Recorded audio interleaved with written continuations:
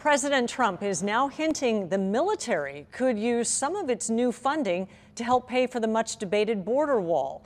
Team 10 investigative reporter Jennifer Kastner is in the newsroom now.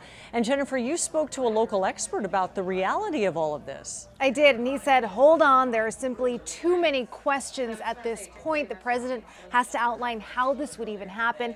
This all stems from some weekend tweets from President Trump. Because of the $700 billion to rebuild our military, many jobs are created and our military is again rich. Building a great border wall with drugs and enemy combatants pouring into our country is all about national defense. Build the wall through the M understood to be the military.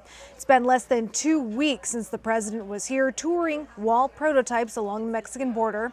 The passing of last week's $1.3 trillion spending deal only allocates $1.6 billion for improving border fencing.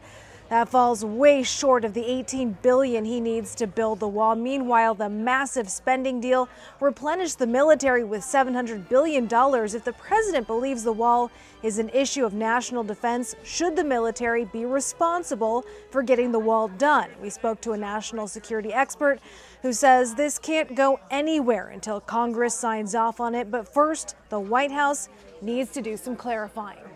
The money for the wall is basically for the Department of Homeland Security, which is a separate department from the Department of Defense.